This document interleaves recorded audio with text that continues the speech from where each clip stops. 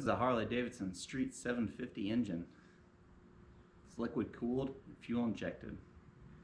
Purchased this to do an engine swap in the near future. Now, we're going to try to see if we can get this thing running. We got a big pile of parts, and I have no idea how it works. Stick with us. I'll show you what we're going to get into. Just a close up here. 750 Harley Davidson. Yeah. This is a complete engine with the fuel injection on the top here. Here's the coolant fill for the radiator. Has the transmission.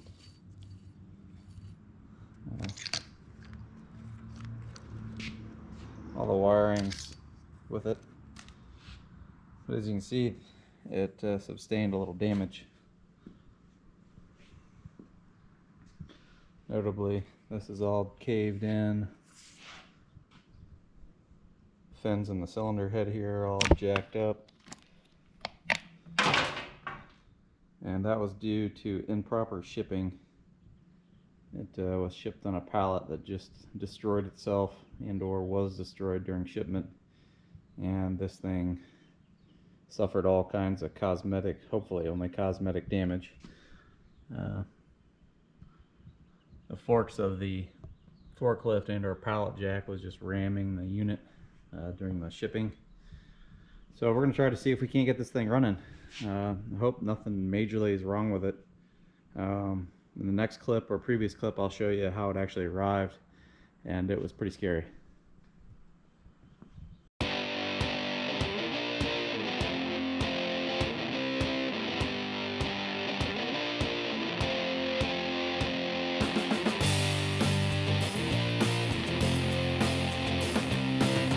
So it was hanging down underneath, and the pallet fork was ramming into it, I believe, up here.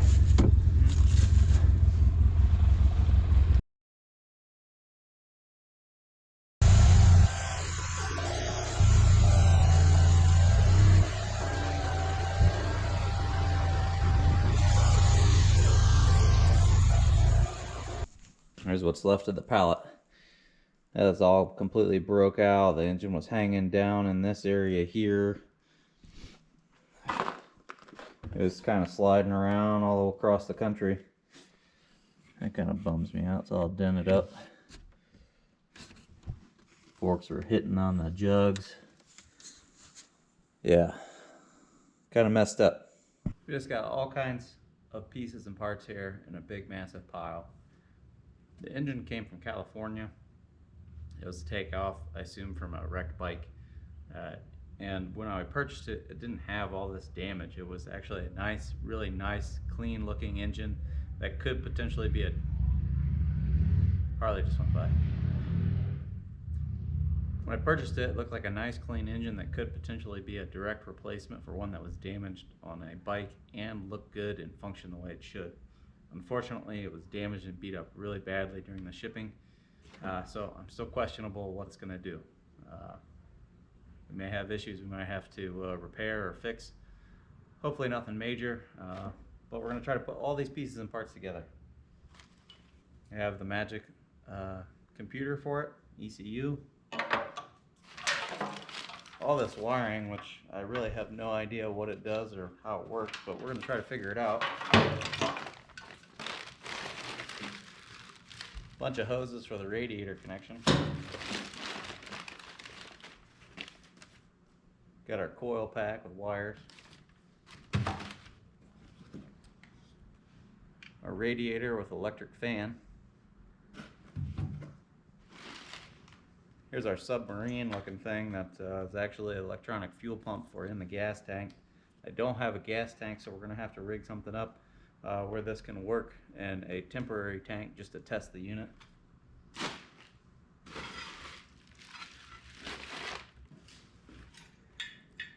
And then I have a header assembly which has the O2 sensors in it already.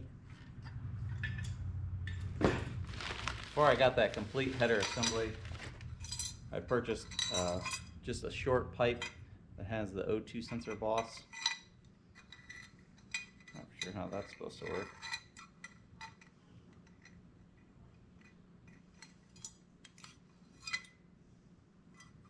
Oh, goes like that. This is a different model year, but it should work on this if we want to use this.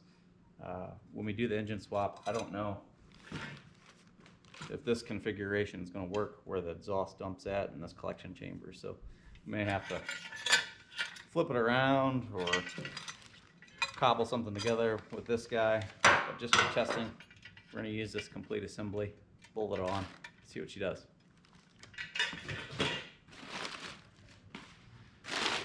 So the ultimate question is, can we put all this crap together, put it on this engine, hopefully there's nothing wrong with the engine, and get this engine to fire on a test stand before we go into a complete engine swap. Need to know whether or not this engine's worth it and if we can make it run. One of the first things I want to take care of is this engine was upside down when we received it. So it's highly likely that all the oil that was in the crankcase drained into the top of the engine, and it may be trapped in the cylinders. I'm not for sure, and I don't even know how much oil was in it before we got it, or what the condition of it was. So we're going to drain the oil of this and do an oil change up here. Hopefully, if this works all right, I can pull out this lift out wheel section and drain the oil straight through that.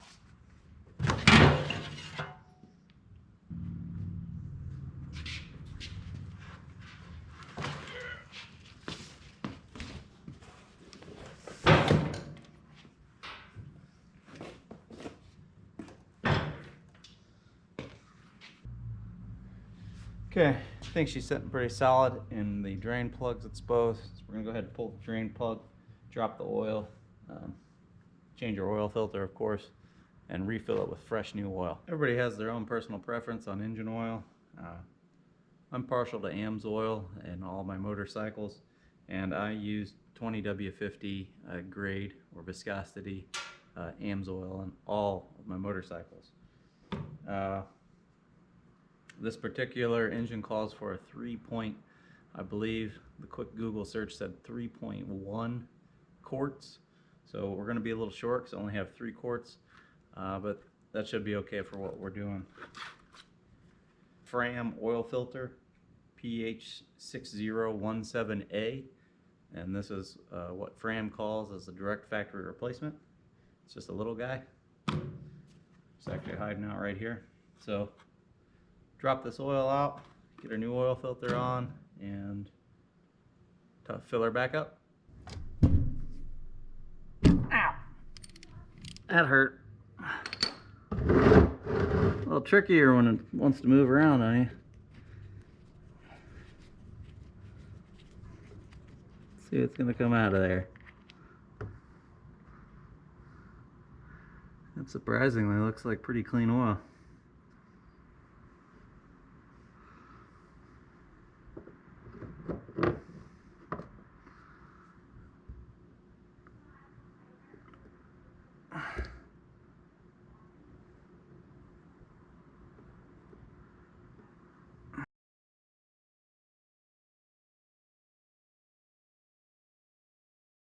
Isn't this just the cutest little oil filter you've ever seen? I think my lawnmower has a bigger oil filter than that. Of course, this thing's like welded on there, so we're gonna have to get the big... There goes the meat wagon again. We're gonna have to get the big persuader out.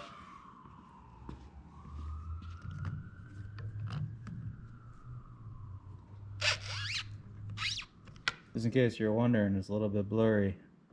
I'll read it to you. Made in USA. Fram. Go with the Fram. The Molly, which was taken off of here, made for Harley, was made in India.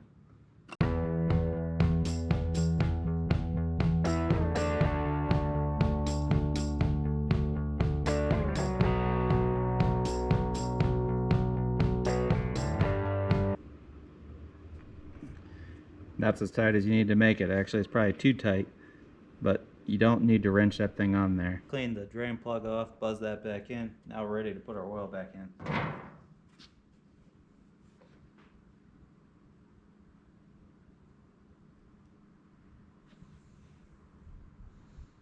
Stuff's pretty thick, so it's going to take a good minute to get down this thin funnel.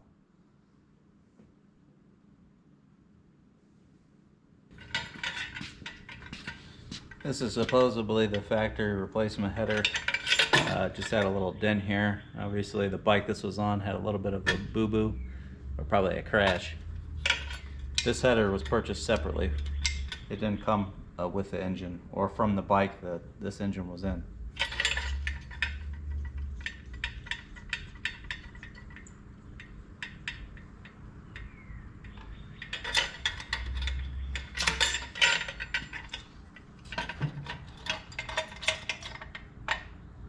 If you look in here, when I was changing the oil, this is a gasket, and it's like a wire mesh or steel mesh, and it was kind of dented up a little bit, so I flattened that out.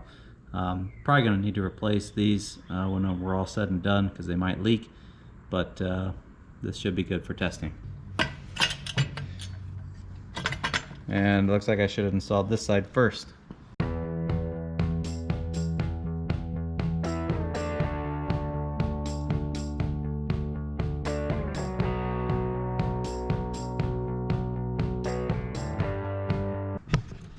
Oh, she's looking pretty cool. This side over here, one of the flange nuts is missing, so I'm going to have to go to my small selection of metric fasteners to see if I have one. This is a metric fastener kit I purchased from eBay because I never have any metric fasteners and I always have to get them per job, so hopefully this will have what we need.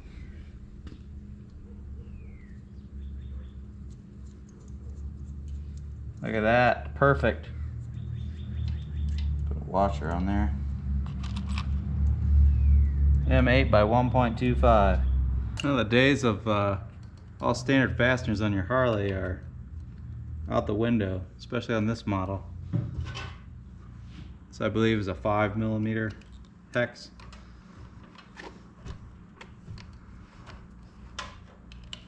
Not a big deal, but I did used to know some Harley motorcycle mechanics that completely said they would not work on import bikes because they only had standard wrenches.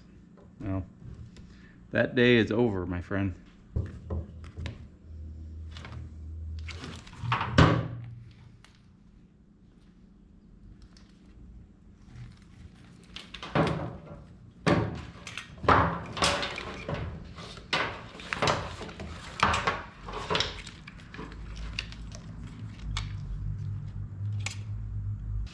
Okay, I think we got enough of the wires hooked up.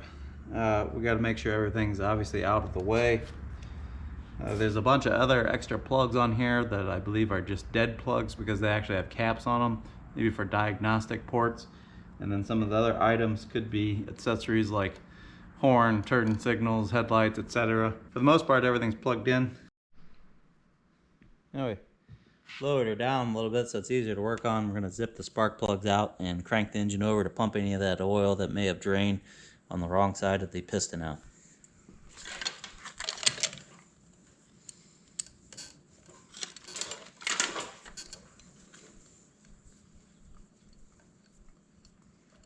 That's pretty loose.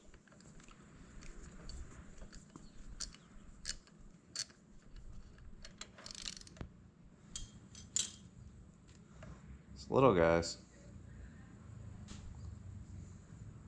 Pretty clean, looks a little hot if anything.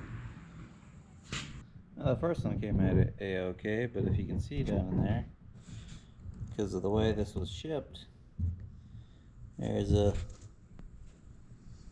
nice piece of gravel in there keeping us from getting our spark plug socket on, which I'm kind of glad because I didn't want that rock or gravel going down into the engine.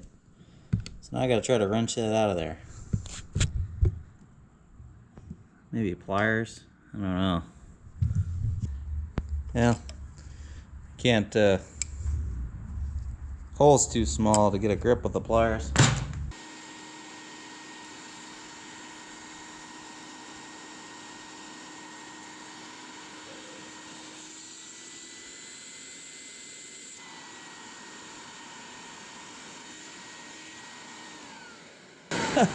Can't believe it. That actually worked.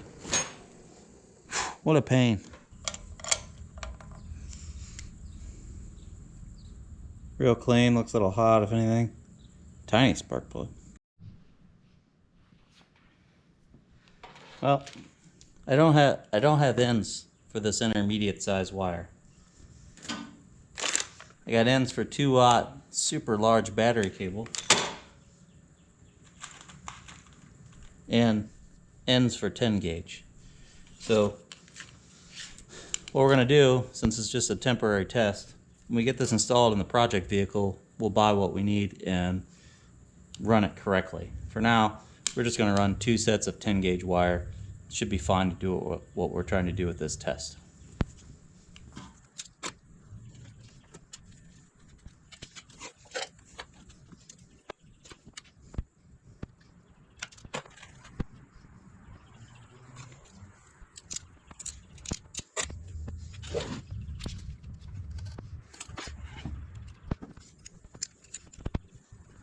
We have a ground wire directly to the starter, and we have another ground wire going back to the grounds on the wiring harness and also tied into the engine.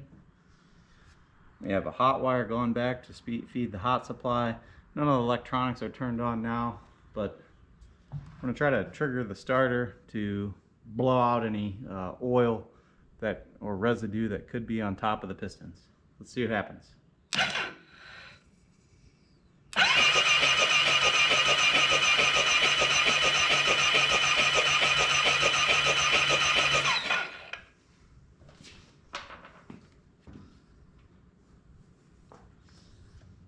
Okay, looking good. Doesn't seem like any oil drained to the top side of the pistons when it was upside down. So we're going to go ahead and put the spark plugs back in and see if we can't turn the ignition system on.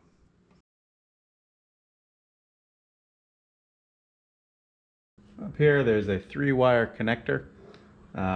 One of the colors is a red and black. And looking through the wiring diagram I found online, I believe the red and black is the ignition. So we put another eyelet on and connect it to the red and black up here. And when we connect it to the positive side, I can hear the relays clicking. So, and then I hear a solenoid or something doing something up there when we disconnect it. So I'm going to go ahead and connect this guy. And if I'm understanding correctly, feeding power through this distributes power through the fuse block, so should be okay to do this without a fuse. Famous last words.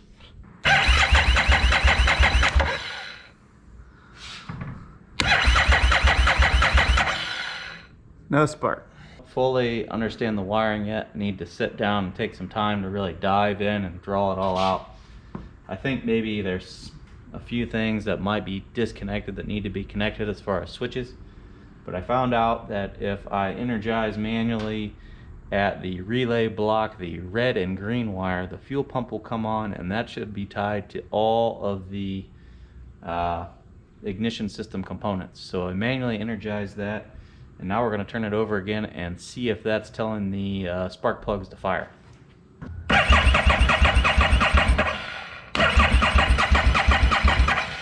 Nothing. Found the missing link. We had the ignition on, but we also had a kill switch here that was not energized. So once we energized the kill switch, we got spark now. Now all we need to do is tidy some things up, hook up the fuel pump, and I believe this bad boy is gonna purgolate. Okay, we're getting serious. Got it strapped down. Got all the wiring figured out. Then we got our homemade makeshift fuel container for the fuel pump, which is a cut off 1-gallon jug. This isn't safe. Don't do this at home. Any spark could blow this up. I'm gonna grab a fire extinguisher and wear some safety goggles. Make sure all our wires are far enough away, and we're gonna let her rip.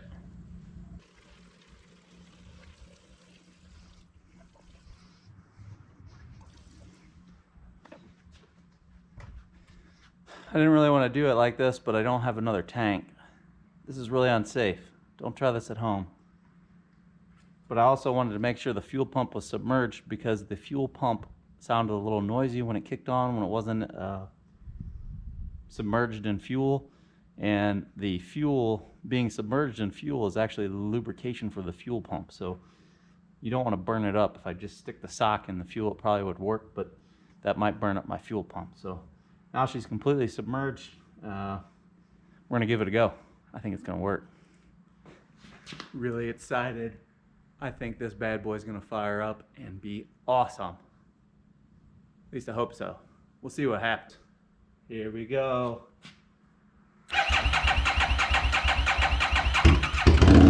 Whoa! Did you hear that?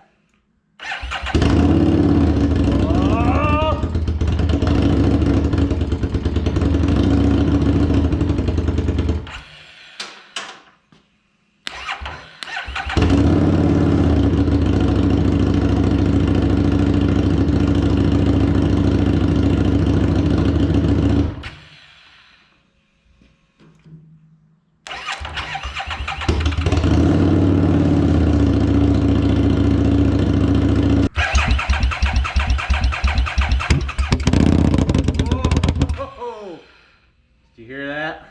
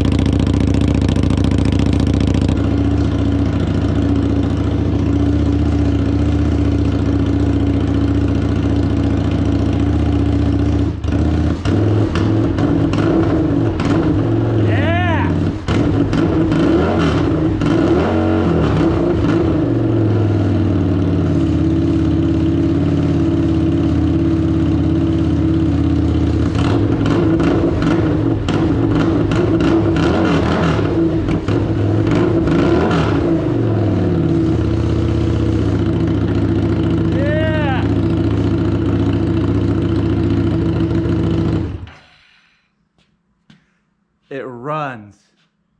Super excited, super happy. This bad boy is going to make for a great transplant into a nice little project that we got coming up. And it actually runs after it got beat up in that shipment. Oh yeah, did you hear that? Let's hear it one more time. I don't want to run it too much because I don't have the coolant system hooked up. Otherwise we'd run it for a long time. Fuel injected. Awesome. Yeah! Woo!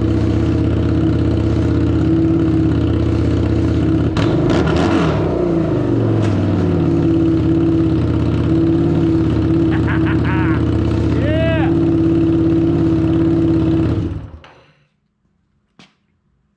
I hope you enjoyed watching me put this Harley Davidson Street 750 fuel injected engine back together with all the pieces and parts. I was very happy that we were able to get it to start basically on this test stand here. That way we know this unit is going to be a good unit for a transplant in the future. If you like this video, don't forget to give me a thumbs up. Leave all your questions and comments in that section below, and don't forget to step on that subscribe button over there on the way out. We got a lot more videos coming out, and in the future, not directly in the future, but in the future, we're going to be transplanting this 750 Harley Davidson V-twin into a nice little project. Thanks for watching, everyone.